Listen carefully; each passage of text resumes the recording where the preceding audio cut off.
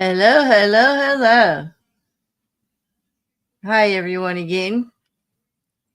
Welcome to True Crime and Legal Updates. And boy, do I have quite a bit of updates for you.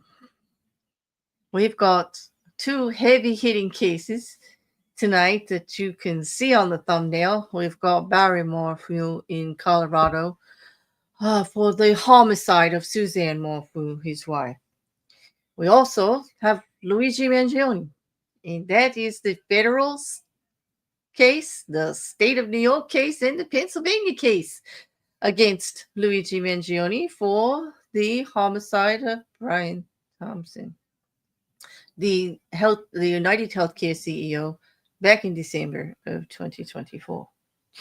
Now, there's a lot on both of these. And also, it does say more, and I do have more.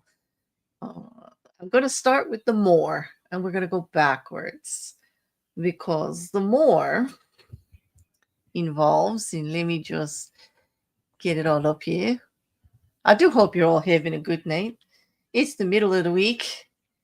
For me, it's a Wednesday, and actually I'm doing okay considering considering it's a Wednesday.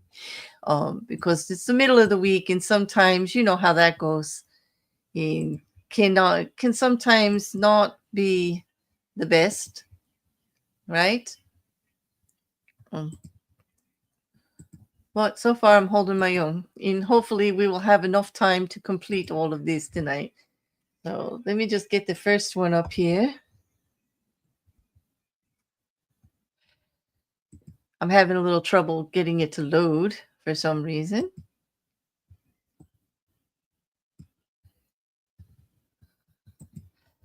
I don't know why this is not loading. Okay. There we go. It should load now. You know, sometimes your electronics just does not want to play fair. And that's what's going on right now. My presentation decided to take a dump, so I just reloaded it. So sorry about that. Hey, Couch. Good to see you, Mippy. Mods. Hey, Shill. Hey, Grace. Thank you guys for being here and modding. I appreciate it. The first little update I want to talk about is Rex Harriman. We just talked about him last week. I realized that. And when we did, I did say that, well, there was going to be another hearing, and the judge still needed to make a decision in regards to his several things that came up. We were celebrating because they allowed the DNA testing from Astria Labs, but as soon as that actual order came through from the judge and decision, the defense filed another motion that said, well, no, you can't use it because, well, long and short of it, there's a public health department rule that you have to be a registered lab to perform laboratory services in the state of New York, which is true. But actually, the prosecution pushed back and said this is expert testimony. Labs are all over the country. That's a public health rule for services that are rendered to people out here in the state and stuff like that. It really doesn't apply to criminal investigative cases. And well, the judge did agree. The judge agreed with the prosecution and said, sorry, defense, all of that evidence is coming in. And oh, by the way, let's talk about your motion to sever the cases. The judge came down resoundingly on the side of the prosecution, agreeing with their argument that the modus operandi of Rex Harriman as the LISK, the Long Island serial killer, was enough to keep all 7 cases together. And so that's a good win for the prosecution, which means New York State is going to see a serial killer case prosecuted. All 7 victims at the same time with the same jury, allowing overlapping evidence, allowing the extremely prejudicial view that that man killed more than once. And here's why we think so. It is going to be prejudicial against Rex Harriman, but in this case, it actually, the prudence outweighs the negativity here because it is his modus operandi. The defense had said that, well, there's nothing really tying them together. They're different murders in different places. The bodies were located in a different place. And, well, they were at different times. There's so much years between them. And the judge was like, listen, there's that document where he actually listed everything and improved on it here and there, which showed that he actually had a plan, that they are all sex workers of the same body type. They are all women. They are all strangled. Some of them are dismembered or some of them are not. But because the dismemberment and the disposal of the body is not enough to detach them from each other. And by the way, you say they're all located in different places. They're located on the same strip of land on Gilgo Beach that your defendant is very well known for, worked there his whole youth, and knows the area very well. And it is along the same stretch of highway. So it's really not different places. There is one body from beginning, the first case, I think that's Cassandra Costello, which is the oldest case, which was found in a wooded area. The second body, I believe it was Taylor, that was found in that area also had parts there and in Gilgo Beach around the same time frame, which ties both locations together. The judge did a very good job of keeping it all in. And so that was, for the prosecution, a really big win. Yeah. Now, I kind of purposely covered up Rex Harriman's face again with his picture very quickly, because as I pulled it up, it really creeped me out. And I didn't want to look at it while I was talking to you. And I thought maybe you all wouldn't want to look at it either, because he decidedly does not have a very welcoming look. It really kind of made my skin crawl a bit, especially after today's ruling. But for the victims, who I now have all the correct pictures up there in the correct order, we can now say that the trial will go forth for all of them at once. This will be less expensive for the state. In general, it will be an easier prosecution because they can tie everything together. And yes, it is going to be a little prejudicial because juries will be hearing evidence that, well, lighter evidence for one and more evidence for another.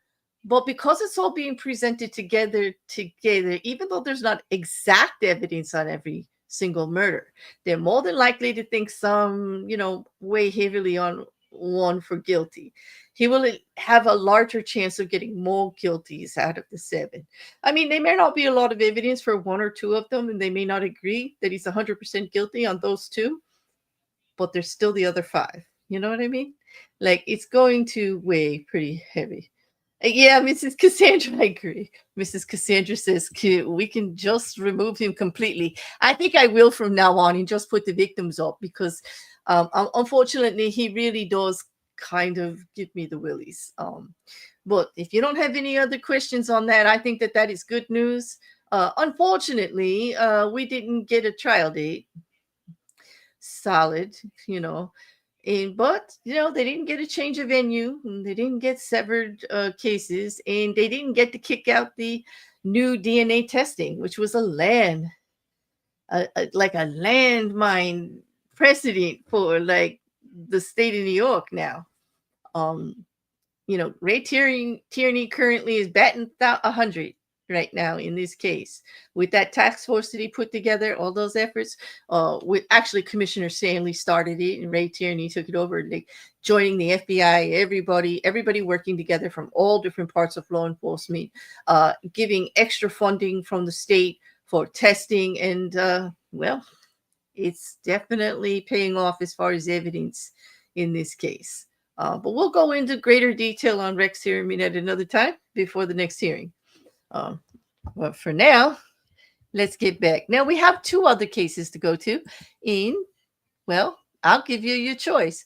Do you want to start with Luigi Mangione, which we have to go over three separate different cases? They're all over the same event, but they all have some serious issues with them right now.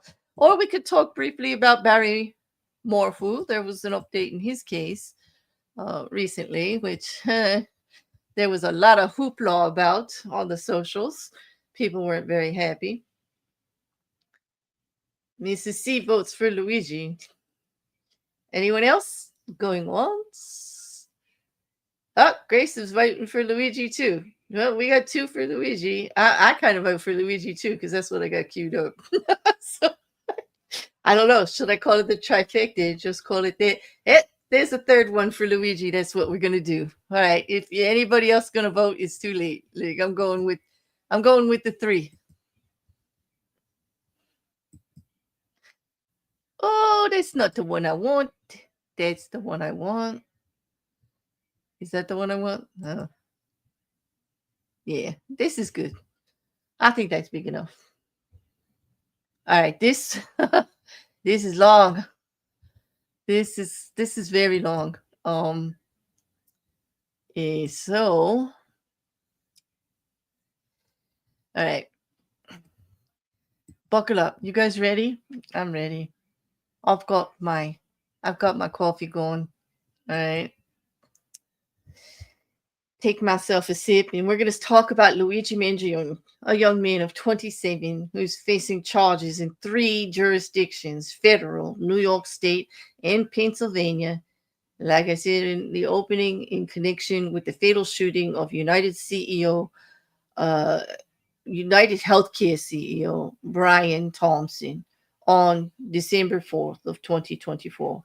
And this was outside of the Hilton Hotel in Midtown Manhattan in the morning, daylight. Luigi Mangione's defense team is the Karen Friedman Agnifilo. Okay, I could say this properly. Agnifilo and her husband, Mark Agnifilo, who have a very prestigious law firm. Mark Agnifilo, aka being famous like just recently in actually representing P. Diddy. So you may recognize the name. Amongst others, Karen Friedman Agnifilo is really taking out all the stops in all of her filings, and she's handling the federal in the New York State case right now, where Luigi is being charged with first-degree murder, amongst other things that we'll get into. Now, they also have a death penalty attorney, whose name is Avi Moskowitz. He actually has a lot of experience in capital cases, and so he has joined the team there. And also other partners of the Agnifilo team you will see in and out of the court in both the federal and the New York State proceedings. Now, for Pennsylvania, we have Thomas Dickey, and he's been doing a bang-up job over there. Now, Pennsylvania is in this case because that's where Luigi Mangione was arrested. And then he was extradited to New York. The crime happened in Manhattan, gives New York jurisdiction. The Fed stepped in because of the heinousness of the murder crime, and of course, because of the addition of what they had called terrorism. Okay. They had originally charged Luigi Mangione with some terrorist charges, but we'll get into that. I don't want to jump ahead too much. Okay. So the most recent thing in the headline, well, not the most recent, but the biggest thing the week before or actually any day before today, when everything blew up, was that the defense motion is to dismiss the death penalty that is active in the federal case. The state of New York does not have the death penalty. They would have life imprisonment with enhanced, no chance of parole. However, the death penalty enhancement is being pushed by the federal government on their case. There's also some filings in the Pennsylvania case in regards to how that arrest happened. And we talked about this last time we talked about this case, was that there was a big filing by Thomas Dickey in regards to how they had arrested him, how they did not actually put him under arrest, didn't say he couldn't leave, but physically blocked him with multiple officers and kind of harangued him in and did not give him the opportunity to leave, and kind of like were around his things and stuff like that. And it was a violation of some of his rights that way. They didn't announce what they were there for. It was, I guess they were waiting for some more detail or something, but it was pretty sketchy. It's on the body cams. We can all see it. And there was a big motion about that. And we're waiting to hear if the arrest gets tossed out, and we're waiting to hear what happens to the evidence that they confiscated and some of the statements that he may or may not have said in that whole altercation. Well, that's not the biggest thing out of Pennsylvania, because they have repeatedly tried to get these charges addressed with Luigi Mangione in Pennsylvania, but Luigi Mangione is in federal custody. And the feds are refusing to transport him to Pennsylvania for his hearings. And now this is like the second, third, fourth, fifth time or whatever. And now Thomas Dickey has made a filing accusing them of like not actually, being forthright on it, that they are violating his rights to a speedy trial. They're violating his rights to be present at there to face his accusers, trying to force everything by video, which he doesn't want to do. He wants to be with his attorneys. Okay. He wants to be there. And that it's a violation, in that they are actually going out of their way to hinder the process. And well, that all leads to the fact that, well, there's a great risk of the Pennsylvania case getting tossed. And this goes to the judge. We'll see how they lead. But this isn't the only place that the federal government is actually sticking their nose in and mucking things about. But we'll get to that. This is going to be a long one here. But right now, rather than read you Dickey's filing, I will send you to a place that has it for you, in a nice little archive. Post it here for everybody.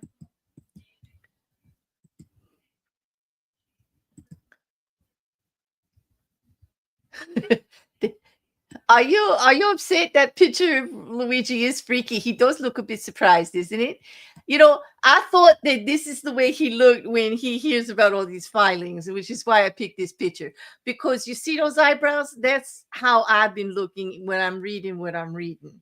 I mean, lately, the federal government is really making it difficult for this case to proceed. They're interfering all over the place. But let's go over what he's actually charged with right now. And we'll start with the New York case. Okay. Now, the link that I dropped you is to the last filing in regards to Pennsylvania by Thomas Dickey, and which may actually lead towards the whole case in Pennsylvania getting kicked, because if you can't actually be there for the proceedings too, if the federal government keeps interfering without due cause. Okay.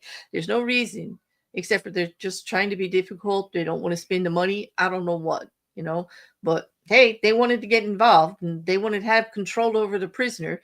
And by the way they're treating him is as if he runs like 7 or 8 terrorist organizations or something, or he's like, dangerous to the whole world. A little very prejudicial and a little unfair, but we'll get into that later. Now, the charges that he faces in New York State are murder in the second degree, facing 25 years to life, and 2 counts of criminal possession of a weapon in the second degree, 4 counts of criminal possession of a weapon in the third degree, 1 count of criminal possession of a weapon in the fourth degree, and criminal possession of a forged instrument in the second degree. Now, all of these criminal possession charges in New York add time and add aggravating circumstances to the original charge of murder in the second degree. What you don't see any longer is murder in the first degree and furtherance of terrorism, which he got 2 counts of, which was life without parole, mandatory in the state of New York, in which also led to the federal government leading this to be a death penalty case. Now, that got dismissed. Those charges got dismissed on the state level by a judge on September 16th. And it was because the state of New York did not meet the criteria for it at all. At all. Let me just tell you why. The defense did file a 114. Well, no, that's the other one. Sorry.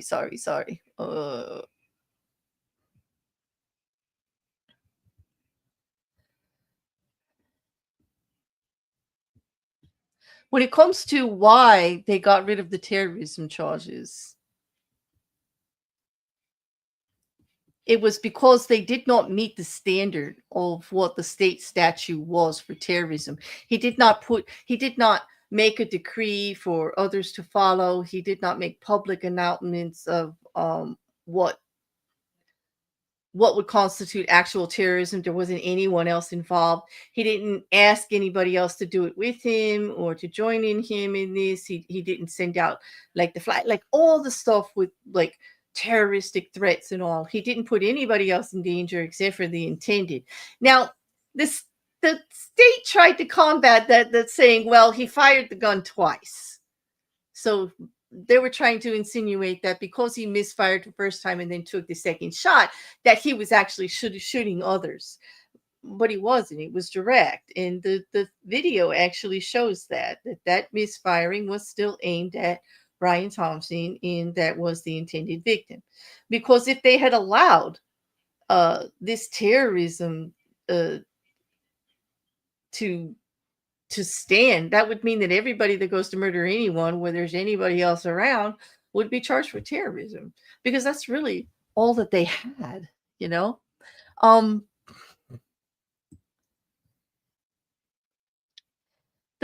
The government found that there was no policy influence, that, this is what they said.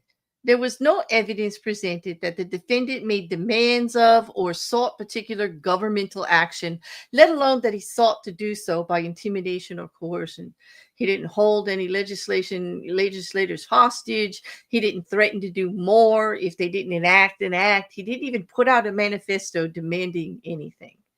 Was it motivated by his feelings on a certain thing? Probably, absolutely.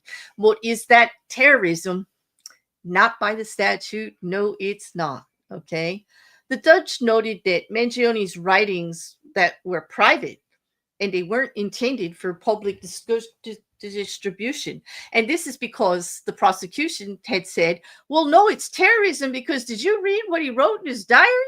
Like, he hated the healthcare system. He was not for it. And then he shot the CEO like that. Like, yeah, he did. He did. But the judge said that wasn't for publication. It's not terrorism. It's not good. It's definitely evidence of murder, but it's not terrorism. And it doesn't support the terrorism charge. And you've overcharged him. And this is misguided. And you need to back up, There's no evidence of intending to spread fear with a publication or demands. It's this case is so separate from what you typically would see as a terrorist manifesto that's meant for public consumption and to make us all fear everything. And he didn't get a megaphone and say a word to anyone else. All of his writings were private. They weren't distributed anywhere. They weren't posted for mass consumption. He didn't announce what he was going to do. He didn't even lay claim to what he did afterwards, like you get with some terrorist groups that send letters, telling you, yeah, it was us and this is why you deserved it. Judge Caro, who is the judge for the state case, he rejected the prosecution's comparisons to other terrorism cases. He said they just don't line up. They tried to compare it to the 1994 Brooklyn Bridge shooting and the 1997 Empire State Building shooting, where multiple victims were injured, and that there was a broader targeting based on group identity. These were either Jewish victims or Palestine, and it was for Palestinian revenge. There's a different scope and intent from the Thompson firing, and there was people claiming this violence and claiming this act for a purpose with terroristic threats and demands. Um, Judge Carroll referenced back to legislation for terrorism, and it was actually amended after the tragic events of September 11th. Um, but it is the intent of the legislation is to combat the devastating consequences and evils of terrorism, not to over exemplify or bloviate a murder charge. Okay. He really said that the federal government, in their wisdom, chose not to charge terrorism, despite the federal terrorism statute serving as a reference for the state laws that we have. And if the feds didn't do it and knew that they didn't have enough there to do it, why does the state think they can? But the judge has made it so they can't. He's dismissed them. And so there will be no enhancement. But the murder charge stands. And that alone is pretty hefty on Luigi Mangione, especially with the evidence that we're going to be going over as it is today, because who knows what's going to be there tomorrow. The federal case in the U.S. District Court, okay, is current charges of murder through the use of a firearm, and that is the death penalty eligible charge. And also interstate travel in aid of stalking. He could get up to life imprisonment for that. Use of interstate facilities to stalk. He went through the subway and buses, up to life imprisonment for that one also. And use and carry of a firearm during a crime of violence, and that's a mandatory minimum of 10 years. These are all still in effect. The federal case is still going forward, parallel to the state case, because, well, even though Agna Phil's law firm, the lawyers for Luigi Mangione had filed that it was discriminatory to allow both cases to file together, and it should be one or the other, blah blah blah, that it was double jeopardy. The judge says no. Two jurisdictions, two sovereignties can actually file the same charge if they have statutes for it. And it often happens that a state and a federal case can be parallel to each other over the same event. There are different statutes. And so he's allowing that to go forward. But he says, like during the trial or even after one or the other is settled, they can address the issue again. In other words, once the state case is settled, they can address double jeopardy in regards to going forth with the federal case. Because as it stands right now, the state case will be prosecuted first. And whatever happens there, the judge left it open with the double jeopardy to be looked at again after. So they'd have to settle for that for now. But it was a good attempt on the defense. They're really doing some great work with their filings, I can tell you that. In the Pennsylvania case, the current charges there's only 5. There's a criminal possession of a weapon without a license, which is a felony, forgery, which is that fake ID, false identification to authorities, showing the fake ID, possessing instruments of a crime. They did find the gun, or what they allegedly think is the gun, in the backpack and other things. Possessions of tampering with records or identification. That is actually with the ID again. Misrepresenting his name, multiple IDs, yada yada. But those are the charges. Let's get into what they need to actually prove murder in what they have. What they have is for the second-degree murder charge. Now, when I'm going to be up here advocating for Luigi Mangione's rights, because, well, seriously, some of the things that are going on right now do not look like they want him to get a fair trial. They're just talking out their butts most of the time and actually messing it up. I mean, everyone in the United States is entitled to a fair trial. We are not guilty until proven guilty by a jury of our peers. We get due process. That's law and order in the United States of America.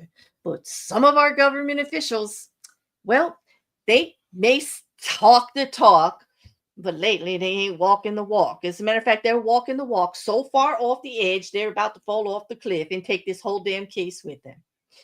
Yeah, that might have sounded like a lot of opinion. It was. But that is exactly how I feel about some of the things that have happened in the last week or so. But let's get into the strong evidence against murder because, man, well, there's video, okay? But first, let's talk about the ballistics evidence. There's a 3D printed ghost gun that matched to the crime scene, and that gun was found in Mangione's possession when he was arrested, and it was ballistically matched by New York PD crime lab to 3 9mm shell casing that were also found at the shooting scene. That's very damning. Would you not agree?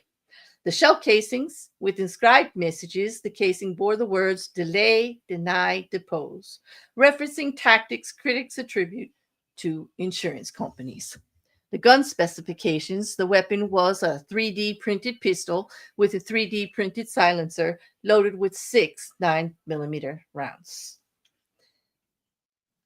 They've got fingerprint evidence. There are multiple fingerprint matches to Luigi Mangione from a water bottle recovered near the crime scene, a Kind protein bar wrapper found near the scene, the cell phone discovered in an alley near the hotel that he stayed in, and surveillance corroboration. Video footage shows the suspect purchasing the water bottle and the energy bar approximately 30 minutes before the shooting.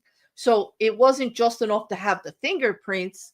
They had to prove that how they got there when they got there to make them relevant to the crime scene. And if he purchased them 30 minutes before they were dropped, right before a shooting happened, well, that's damning. And that's how you link it together. And there's not going to be much they're going to be able to fight about that. DNA evidence. There's a DNA match on the water bottle. DNA material found on the water bottle matched Mangione inclusively. The ongoing DNA testing, there is more analysis being conducted on other items that they found, the backpack, the hotel rooms, the scene that isn't back yet. Well, just that water bottle match gives you more than the fingerprint to put them at the scene. The video surveillance evidence for the extensive video timeline. They've got video all over New York of him traveling, of where he was, going in and out, or at least who they think he was. Remember, we're talking about somebody bundled up in a jacket, wearing a hat, not wanting to be seen. So the videos, although they are conclusive that it's the same person, sort of, or someone who looks very similar to the person, it has not been conclusively identified as Mangione, except for you could, with circumstantial, say, well, he's staying at that hotel, so the man that looks like him, that goes in and out the door at the times he's registering for the room and leaving the room, well, it says that could be possibly him, right? More than likely, yes. And I think a jury will go for it. Well, we have the pre-shooting surveillance. Multiple cameras capture Mangione's movements, including him exiting the subway at 57th Street on the F line at 6:15, purchasing items at the Starbucks, right then, right near where the exit is, walking and positioning himself across from the hotel, waiting against a wall from 6:38 to 6:44 a.m., and this shooting itself was captured on video. Surveillance footage shows the masked gunman shooting Thompson, including the gun malfunction and subsequent clearing of the jam. And then his escape route is also documented. What he did afterwards. Video shows the suspect fleeing on foot into an alley. Additional surveillance evidence, they've got the hostel footage where he stayed. Clear facial imagery of Mangione at the HI New York City hostel where he stayed. multiple camera angles, comprehensive video documentation of the suspect movements throughout Manhattan, which they're tying up to the ones. You see, this is how they tie all the videos together. They've got clear face shots of one and things that he were wearing and body type and all of this that they can match up to the other ones where you don't see his face that says, well, it's the same jacket, it's the same jeans, oh, it's the same baseball hat. Must be Mangione. It is going to link together very succinctly. It'll be up to the jury on whether they say 100% or not. Now, there's also a lot of written evidence and confessions. We've got a handwritten so-called manifesto, a 3-page claim of responsibility document that was found in Mangione's possession, expressing ill will towards corporate America.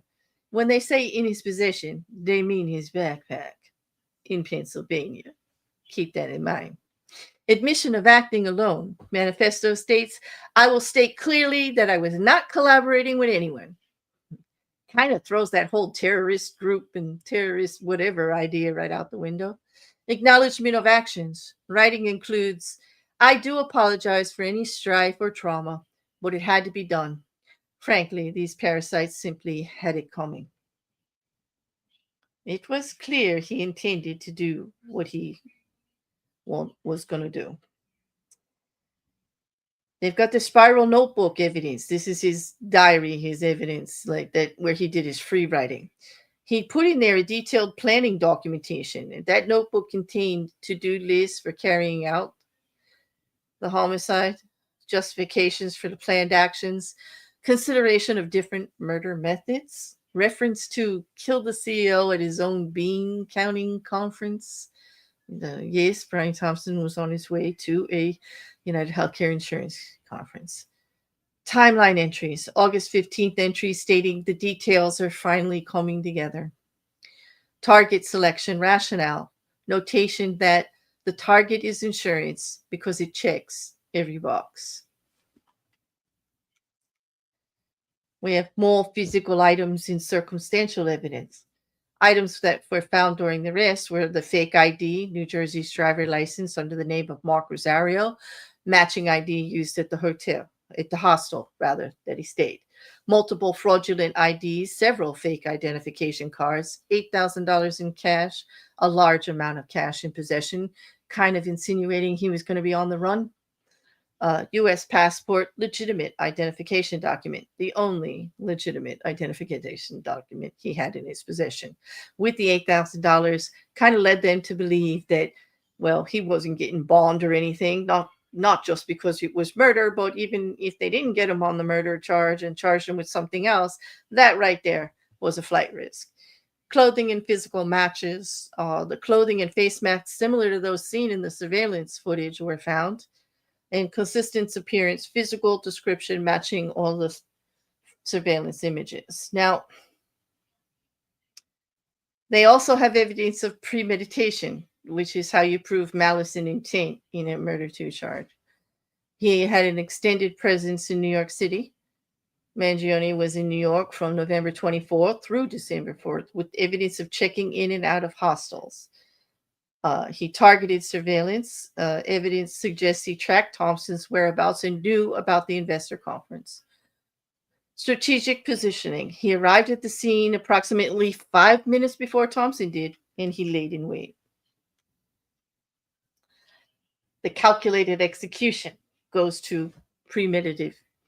Selective targeting, allowing other people to pass by while waiting specifically for Mr. Thompson. The weapon preparation, he brought specialized 3D printing weapon and a silencer. Escape planning, he had predetermined escape route and method of leaving the city. All of this is the evidence that they need for the murder charge. And because they need this, they actually need this to prove the charge. Okay.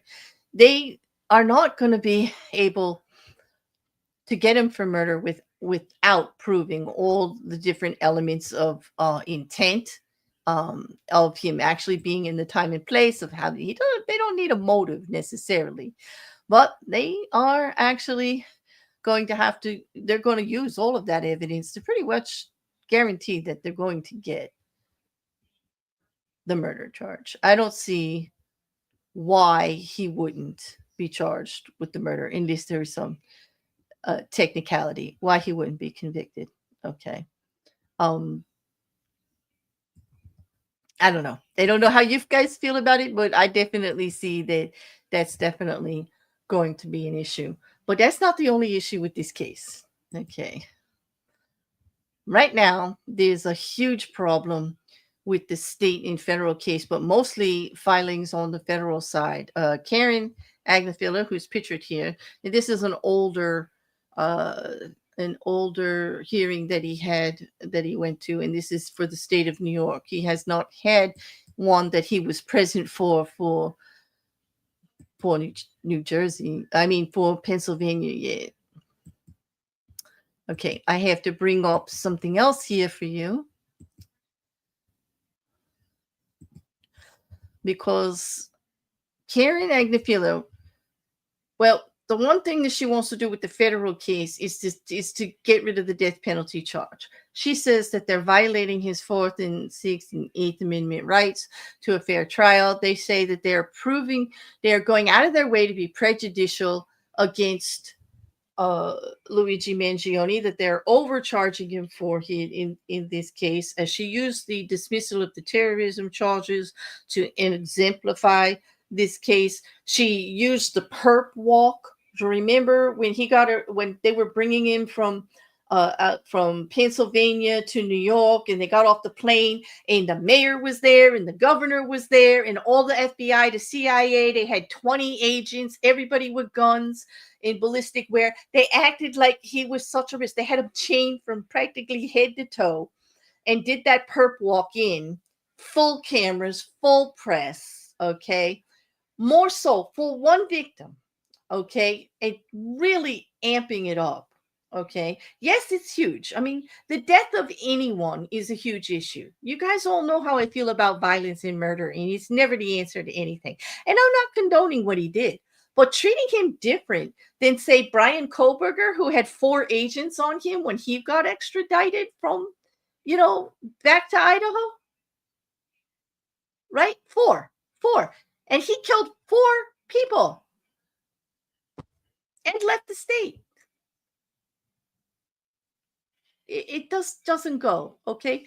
Then they also use that the fact that after they got him into custody and they got him to the jail, well, the mayor and the governor and the police commissioner are doing the rounds on the local TV shows and sitting for interviews on all of the talk shows, talking about the case and the charges outright, kind of dirtying up. Like, yes, it's a big deal, but wow, how you going to prosecute when you're actually, like, you know, going after the jury pool already? Now, I know that we do get all this information. These are horrific cases, and we do get to hear about some of the evidence, and they are going to announce it. But when you actually get on there on a political campaign and you make it political, you're really violating Luigi Mangione's rights and your rights, everybody's rights, if they did it to anyone. Okay, they're using it for political leverage, not for informing the people, not because, trying to keep everybody safe and let them know that they're doing a good job, for actual political leverage. They used it as a stomping campaign thing, horrifically. And it's still going on, not just with the state. Now it's on a federal level. Because the next thing I'm going to tell you about is besides the death penalty, using all of that to go against the death penalty, amongst other things. They still, when he shows up in court, he is allowed to wear his regular clothes, but they still have him handcuffed, like head to toe. Okay. Uh, as if he's such a risk. They weren't giving him any time with his attorneys. They kind of listened up a little bit with that. They weren't giving him a laptop.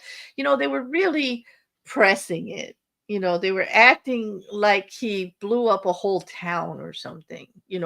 It's just, yes, he murdered someone. It's a horrific crime and he's going to have to pay. Should he ever see daylight again? Probably not.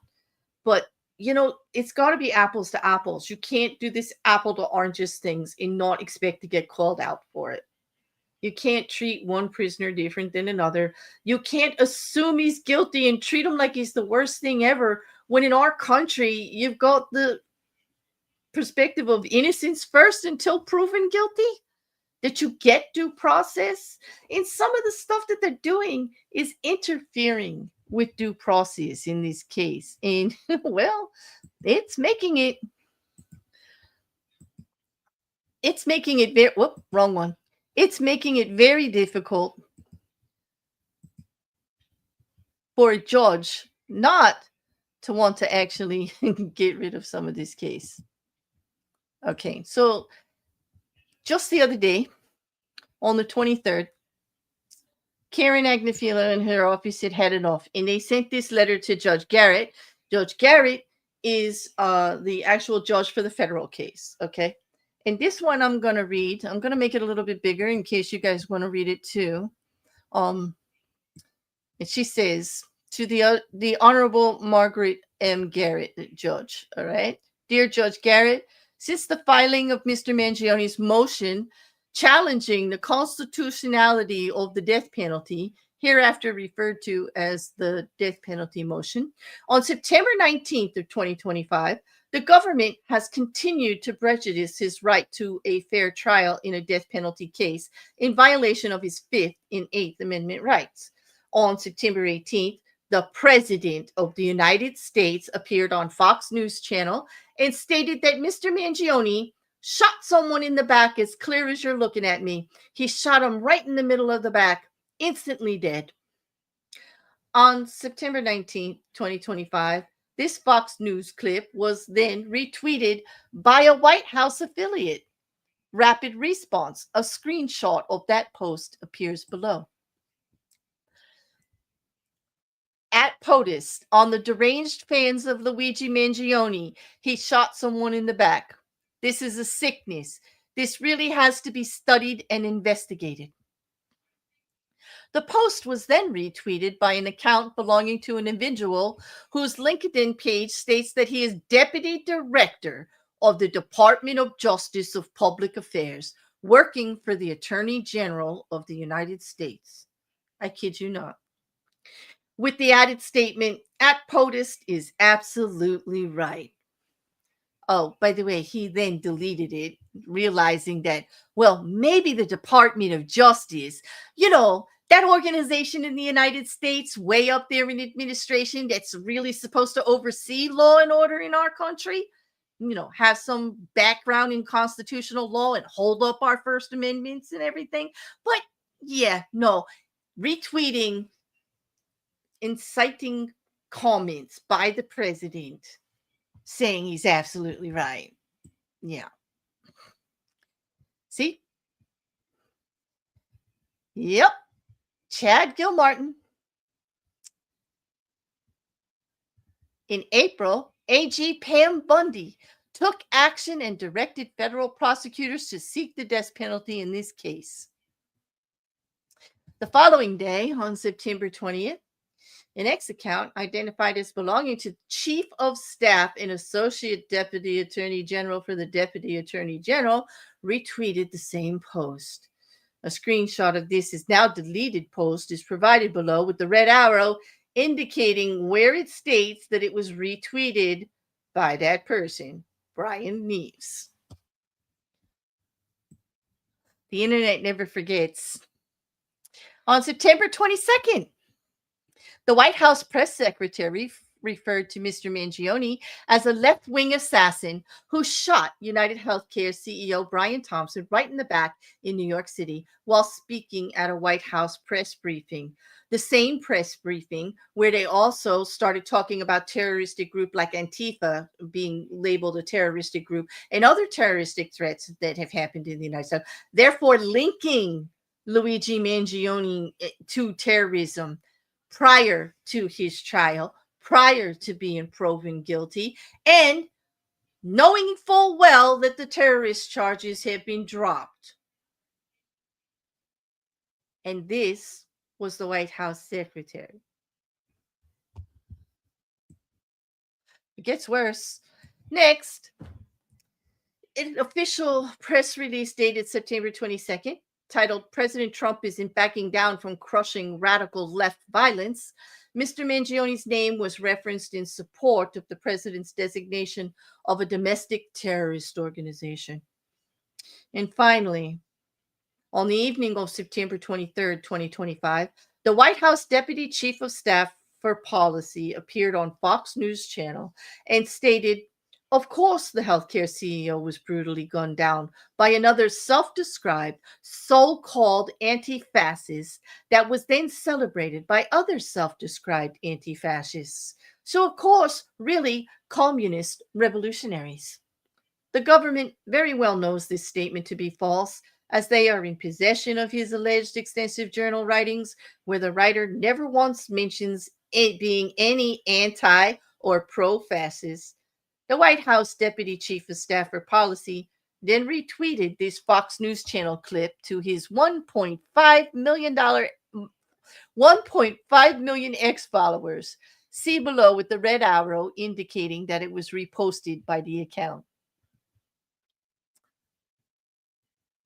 The government has indelibly prejudiced Mr. Mangione by baselessly linking him to unrelated violent events and left-wing extremist groups, despite there being no connection or affiliation. A recent tragic high-profile murder has only increased this prejudicial rhetoric. The attempts to connect Mr. Mangione with these incidents and paint him as a left-wing violent extremist are false, prejudicial, and part of a greater political narrative that has no place in any criminal case, especially one where the death penalty is at stake. Mr. Mangione, in fact, does not support these violent actions, does not condone past or future political violence, nor is he in any way aligned with the group mentioned in the White House press releases. On April 25th, this court ordered the acting United States Attorney for the Southern District of New York to advise the United States Attorney General to read Local Criminal Rule 23.1. On April 30th, the acting United States Attorney for the Southern District of New York informed the court that he had notified the Office of the Deputy Attorney General of the court's instruction per Local Criminal Rule 23, which confirmed that would in turn notify the Attorney General.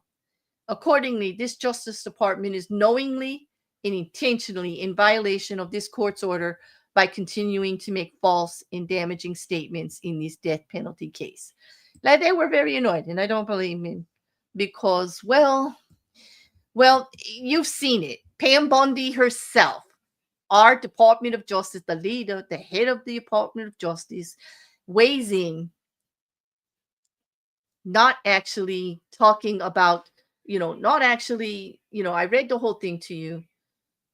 Pam Bondi actually out there stating as if Mangione is a terrorist, and that this whole thing, and it is in regards to the recent assassination of Charlie Kirk, and it is heightening up.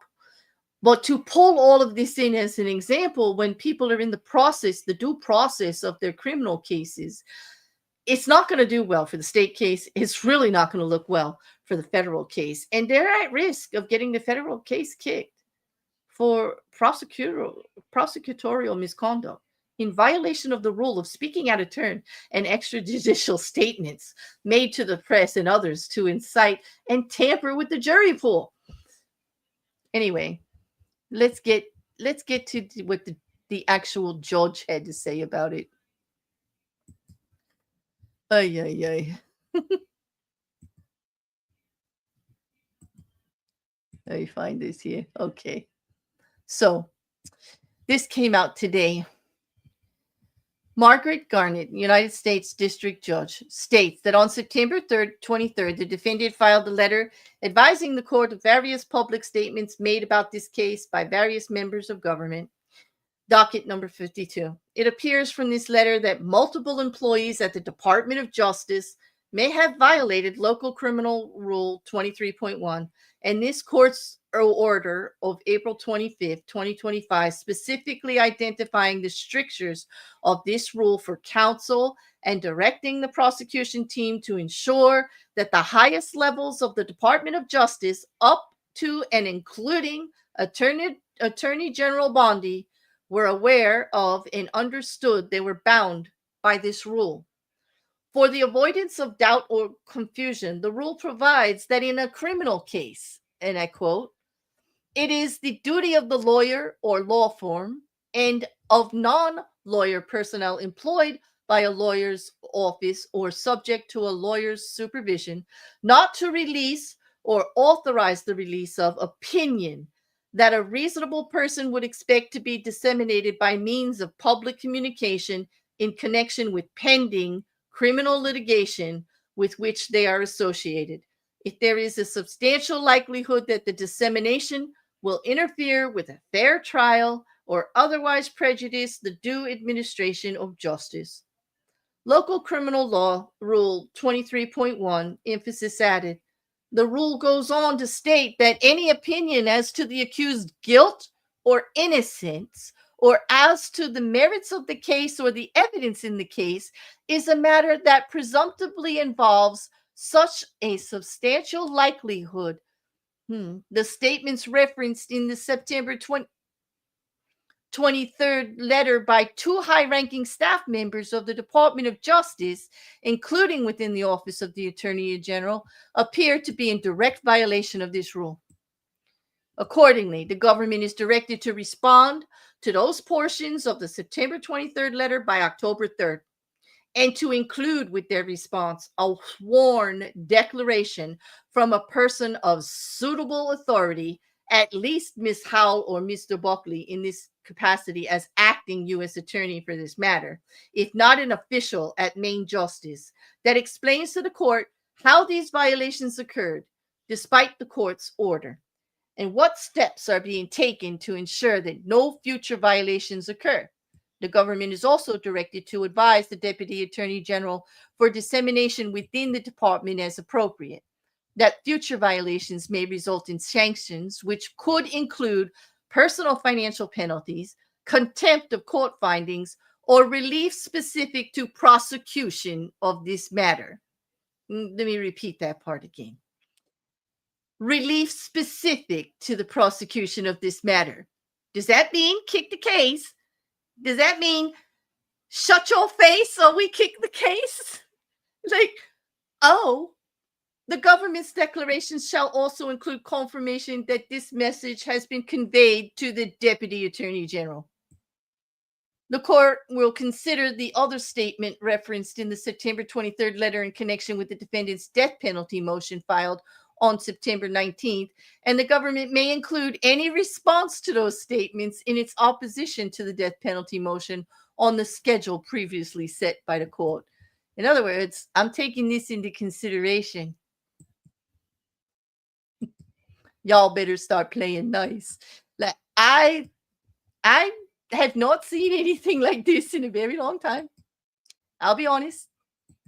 I'm surprised. I don't know about you. His attorney wrote what I read to you first before showing this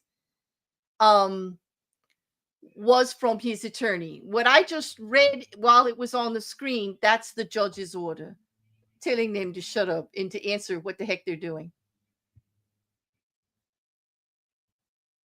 Okay. Can we say jury nullification? They are tainting with the jury pool, and it may not even get to a jury at this point if they keep it up. And that would be a shame. That's not justice. That's not how justice is supposed to work. You know what I mean? Like it's just not, okay? It's just not the way it's supposed to go here. All right. So what's coming up in this case while we wait is, well, the most impactful upcoming events in all of Luigi Mangione's cases are, number one, the December 1st, the state suppression hearing. And the highest stakes are, well, they could eliminate key physical evidence. And the potential outcome is that there will be case dismissal or significant weakening if evidence is suppressed. Coming up in October 31st, 2025, on the federal death penalty response, Judge Garnett's ruling whether death penalty remains viable, and that impact depends on whether the federal case even remains a capital case at all. November 7th, in the Pennsylvania hearing, likely resolution, the Pennsylvania charges will probably be dismissed. And that strategic benefit eliminates that one jurisdiction for defense. Like they no longer have to go back and forth. And we're also going to see what happens with all of that evidence that they found in Pennsylvania at the time. Okay. Well, Pennsylvania may not be able to prosecute separately for the fake IDs and all of that other stuff. And it's going to be the federal government's fault for not transporting him and for not actually complying or wanting to cooperate in regards to a fair trial for Luigi Mangione. And I say that with all my gut.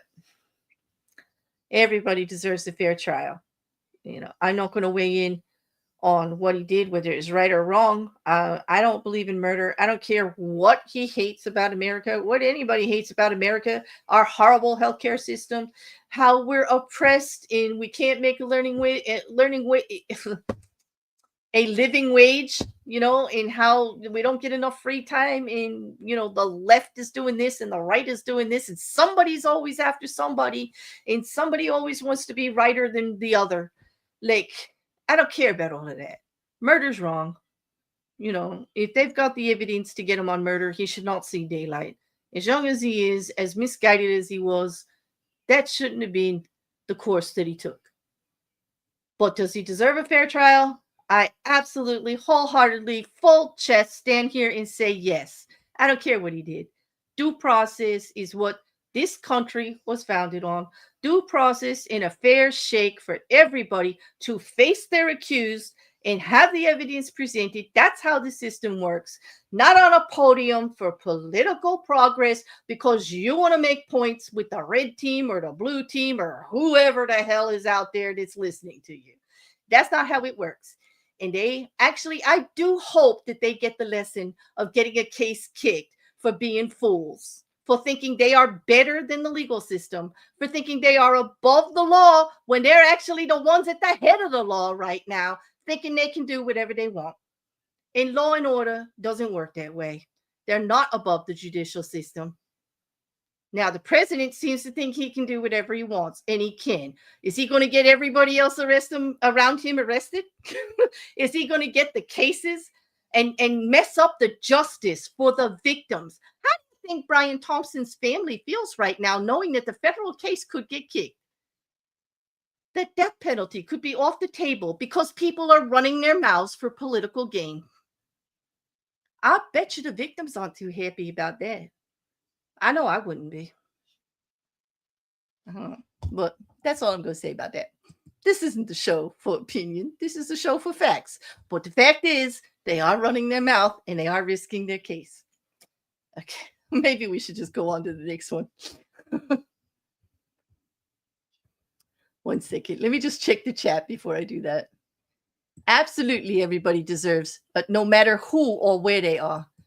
Hey, Rick, if Trump and his cabinet keep going the way they are, Luigi could walk free. It's looking like parts of the case. And that, like I just said, that would actually be horrible for the victim's family. I know I got to take a drink. Thank you, Mrs. C. And then I'll pull up the next case. Sorry about that. But I mean, you know how I feel about the legal system. I have great respect for it. I don't think it's perfect. It's not. I'm not going to sit here and say American justice is just hunky-dory and it always works, because it doesn't. It has issues. But you would think that the highest points of our government, the people running the Department of Justice, would have the common sense to abide by the law and to zip it. Give somebody a fair trial. These atrocities occur. But to be a civilized society, to go by the rules that we set forth from the Constitution all the way up to all the laws and regulations that we have in the judicial system, we have it there for a reason. So that others are safe, so that everybody gets due process and justice can be served. And why the heck they're getting in the way of that? Or they think that they're entitled and the rules don't apply to them. I have no idea. Well, when a judge has to come out and remind you that you shouldn't be doing that. And the shame is Pam Bondi was a prosecutor. She knows all these. She can't feign ignorance. she's running the Department of Justice right now. He says she's at the top. I mean, she's not going to feign like she don't know. Like she don't know what you and I and everybody out here know. Like, no. No, it just shouldn't be that way. It just shouldn't. All right. Let me add this guy up here. The next one we're going to talk to about, not to, I don't want to ever talk to this guy. And what is that? What is, oh, that was because that is, I blocked out somebody's face who isn't Barry Morphew. Okay. Barry Morphew is in the news this week for true crime based on this case. We know that there was recharging, yeah, and we know that. Let me just go back to my original file on this as I take a break of coffee. Barry Morphew was recently released on bail from Alamosa County. He posted $300,000 of his $3 million bond with a surety bond. He's now under strict house arrest with GPS monitoring until his trial, which is scheduled to begin in the beginning of 2026. Just a little history. She's being prosecuted by Ann Kelly, and also with her the Special Deputy District Attorney Frederick Johnson. He has a new defense team consisting of David Beller and Jane Fisher Brillison. And the presiding judge in this case right now is Chief Judge Amanda Hopkins. He's being charged with the homicide of Suzanne Morphew, his wife, who disappeared May 10th of 2020 in the Maysville area, Chaffee County, on Mother's Day. Barry Morphew was first arrested and charged with first-degree murder back in May of 2021, I believe the 5th. Okay. In April of 2022, those charges were dismissed without prejudice, meaning they could be filed again, due to prosecutorial issues under District Attorney Linda Stanley, who was prosecuted and defrocked, fired, can't get a job, doesn't have an attorney's license. She totally mismanaged that case and her whole department. And, well, take note, Pam Bondi and deputy directors out there on X, thinking you can use social media for a political platform when you're talking about justice. You know, certain government officials should only be doing like formal releases and not putting opinion on criminal cases that they are overseeing in some way. If it's a federal case, the Department of Justice is the overseer. It's simple math, people. But anyway,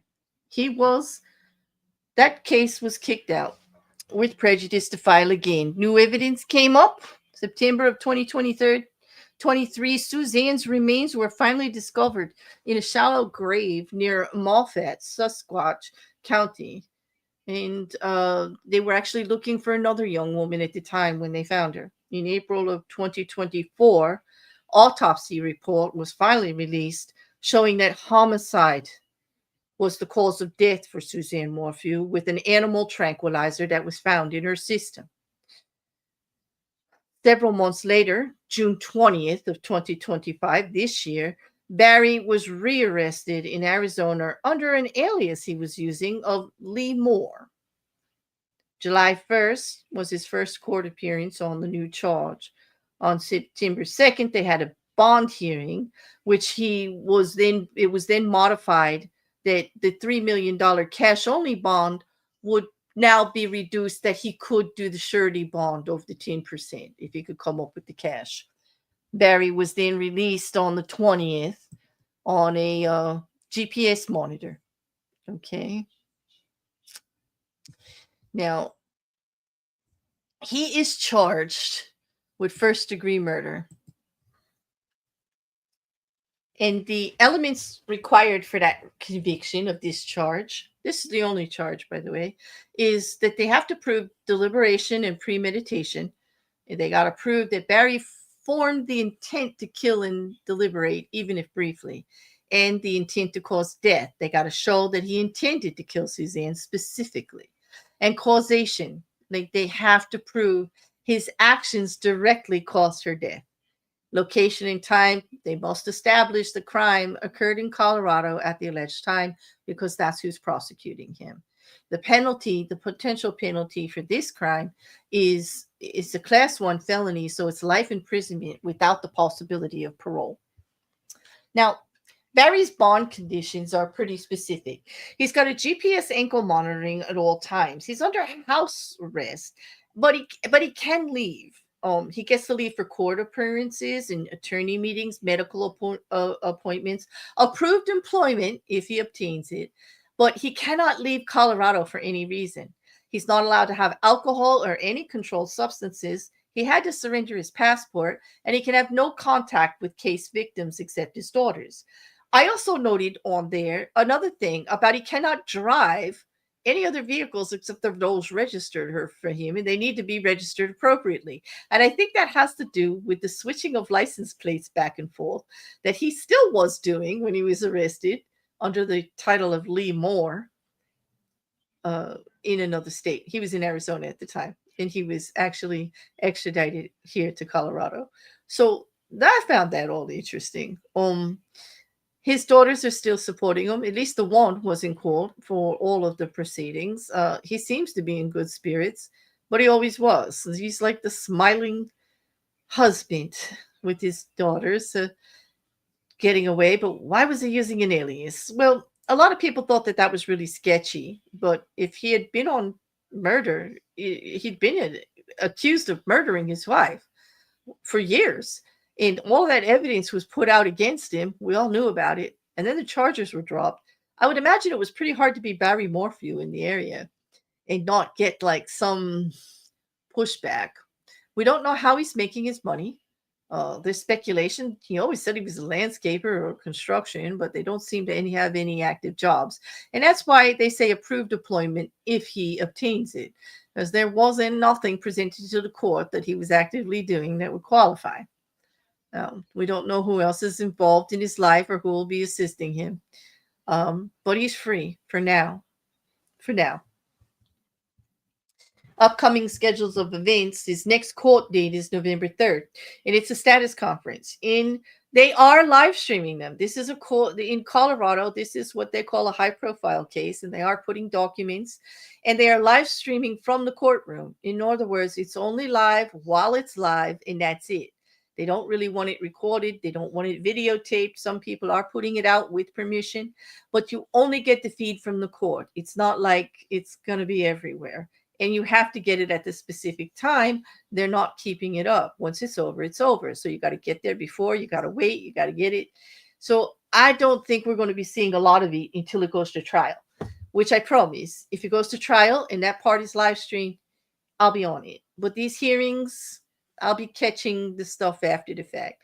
Because, well, in all honesty, who wants to watch Barry Morphew smirk at the court system like he's better than him, like he did all last time? It was so infuriating. This time, the evidence is kind of stacking up to him, and I look forward to doing a deeper dive with you all on everything they have on him, because they do have a lot, especially in regards to that drug. We did talk about it last time we spoke on Barry when he was first recharged. And it looks substantial. It looks like a much better case to prove. I was all for his guilt when I remember first covering this case, when their probable cause document was 143 pages and they didn't have a body. And I remember doing that with Jay. And Jay going, Claire, there's no body. There's no way they're going to get this. And I'm like, yes, they are. There's enough circumstantial. He's guilty. He's guilty. He's so shady. He's throwing away garbage bags. He's like doing all this shady stuff, turning off his phone, turning off the GPS in his vehicle, and it's documenting at all the right times when things are going on. He's pinging, running around the house, and all this stuff. I mean, there was definitely, for me, enough there. But now we have a body. Now we have how. And now we have some evidence that we found before that we didn't know what it was about, correlates to the how she died from this actual chemical compound that is very rare, and that they actually, in the probable cause document for this time charging him, stated that he's the only one in the area that had access to it. Yes. Others that had access to it can document they still have this. It's an animal tranquilizer. And he purchased it and brought it with him when he moved to Colorado. Now, they are saying that, well, we don't have an actual trial date yet, but it's expected to be early 2026. And the trial is expected to last about a month. Oh boy. Doesn't that sound like fun, everybody? A whole month. A whole month of Barry Morphew. But anyway, I do hope we get justice for Suzanne Morphew. It's been quite a while since 2020. Too many years. Okay. Hey girl, how you doing, Mandy? Well, it's good. Are his daughters still supporting him? I do believe they are. They have been in court, Mrs. Cassandra, and there's been no statements to the contrary at all. Um, one of the reasons that defense had put up for his release was to help support his family. And so they're thinking that they use the daughters, that he helps them out and stuff like that, even though they're older, full grown adults, but that it was a strain on them not to have him around or his contributions to the household. Mm-hmm.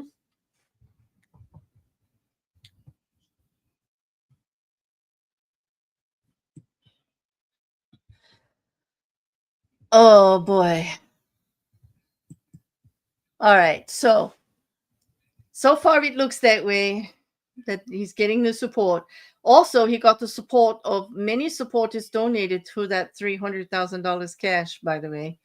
That was also declared by the defense in a press conference that Barry Morphew has a lot of support and he will be proven innocent for this unjust prosecution again of him. And I say we'll see. We'll see. Because there's a large amount of us out here from the first time. He does deserve his day in court and he should get a fair trial. And so we shouldn't say that he's guilty ahead of time. We want to see, because we don't know what evidence is going to get kicked. This is just started. They just going to start the filings of the motions and everything. He just got out on bail. He's just had his arraignment. Okay. We're going to see where it lands with the jury, you know,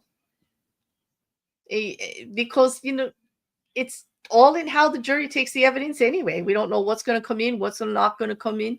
We know what we know now. We always get to know that ahead of time, but it really depends on what actually gets presented into the court and how it gets perceived by the jury, because they're the ones that get to say. Mandy, you're absolutely right. The Daybell kids, the majority of them still believe he is innocent. Yes. And that's the Chad Daybell's children we're talking about. And that's, yeah, kind of blows my mind. But not being in that situation, like I can't even fathom. You know what I mean? I'm sure not many of us could. But on that, I did all three cases, and it's 9:15. That was actually pretty good run. Do you have any questions on any of the three? Please hit me on the comments. I love hearing from you all. I've been getting some decent comments lately, but I'd love to hear more, especially about other cases you want to follow or some of the other cases that we're all interested in. That would be great. I know, Mandy, stop. You make me nervous when you do that, but I appreciate the hearts and the love and the support. I really do. I do admit the channel is growing, and that's why I keep saying comment, comment, comment. I don't want to lose touch with any of you. I want to hear from you. I want to hear what you're interested in these cases, and how it's going. What you would like to see, what you don't. I'm not looking for a pat on the back. I actually want some of the criticisms too, because you can't get better if you don't know. So if you're annoyed with something, tell me about that too. I'm here for it. That's a good question from the chat. Claire, are we going to follow the civil trials of Karen? I've had more Karen Reed than I should have had in my whole damn life, Mandy. And although I may peek in on it personally, and yes, I did peek in on the first hearing and heard how they want to bring all these other parties in again, and saw Jackson's face and Karen's mug and turned it off. So I think that I'm leaning towards no. I'm annoyed, Claire. No more duck point. No, no, no, no. no. Keep using bloviate. I know it's one of my favorite words lately, Grace. It really is. I'm using it in private conversations. I get tickled pink when other people use it too.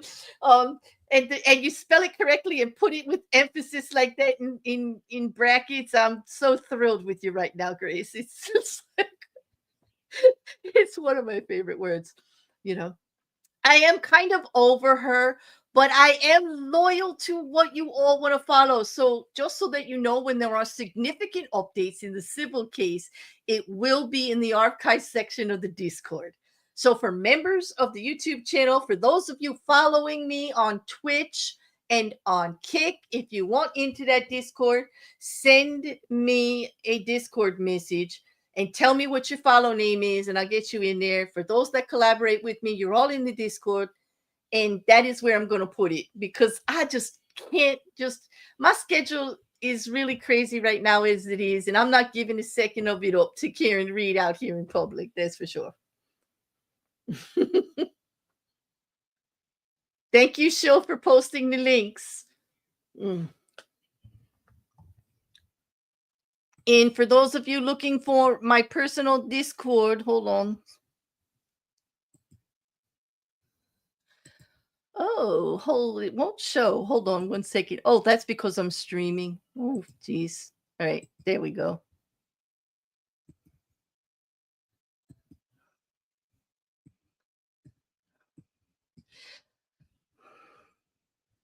Let me just try to get this.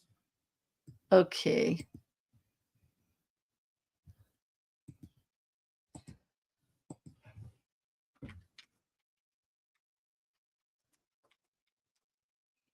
Here is the Discord ID. Just that's not for the Discord server. That's for me. If you follow me on Twitch or Kick and you're not in the server already, let me know. But you got to let me know what name you're following. You all use different names in Discord, in X, and on Twitch, and on Kick. And I need to know before I let you in there that you're following me over there, because those are the rules in the server. Collaborate or participate in. Oh, that goes for Patreon members also. If you're not already in the server, let me know and get you in there. We do post a lot of the true crime updates in there. Those of you that are members know that I'm posting in there every day what's going on. Before I even do the weekly update, I'm letting you know about the filings. I'm letting you know what other YouTubers are doing or saying, that the legal analysis, the docket, anything that comes up, even the controversies like today, The library is the Discord. Yeah. It's a Discord server. It's called the library. It's Bear's Library, full of true crime and lots of fun. We also have movie nights and game nights and lots of conversations in regards to true crime, politics, and just discussions that matter in general. You know me, I'll talk about most anything. So, on that, though, I think that's about it for me tonight. It was nice to see everybody here. It was nice to be out here.